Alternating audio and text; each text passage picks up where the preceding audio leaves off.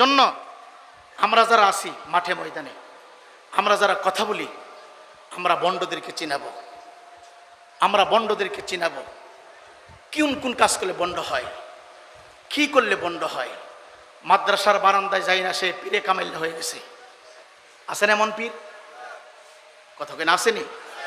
মাদ্রাসার বারান্দায় কোনোদিন যাই নাই, সেই পীরে কামেল, সে কি হয়ে গেছে? পীরে কামেল হয়ে গেছে গা। অথচ পীর মুরিদের মধ্যে হুজুর গাউসে পাক সিরুল আসরার কিতাবের ভিতরে বলছেন, পীরের মধ্যে 12 দল হবে, 11 দল যাবে জাহান্নামে, একটা থাকবে জান্নাতে।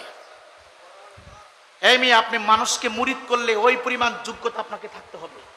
জালালাইন শরীফ আপনাকে নিজে পড়তে হবে, অপরকে পড়ানোর যোগ্যতা কি থাকতে হবে, তাহলে আপনি মানুষকে মুরিদ করতে পারবেন।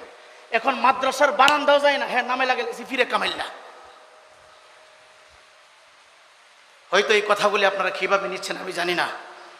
শুধু আমি এই কষ্টে দুঃখে বলছি, আজকে বন্ডদের কারণে আসল আল্লাহওয়ালাদের মাজারে আক্রমণ হচ্ছে। আজকে বন্ড পীরের কারণে আসল ওলিদেরকে গালি দিচ্ছে। আজকে বন্ড আলেমের কারণে আসল আলেমকে গালি দিচ্ছে। কথা বলেন ঠিক কিনা? যেন আসুন আমরা সবাই এক হয়ে, আমাদের সমাজে যদি কোনো বন্ড থাকে, আমার এরিয়ায়, আমার থানায়, আমার এলাকায়, আমার ইউনিয়নে যদি কোনো বন্ড থাকে, আমরা সবাই একত্রিত হয়ে বন্ডদেরকে সমাজ থেকে প্রতিহিত করি, বন্ডদেরকে তাড়াই। কথা বলেন ঠিক কিনা? আল্লাহ আমাদের সকলকে সহি বুঝ দান করুক। জোরে কোন আমিন। সকলে একটু সহি বলেন আল্লাহ।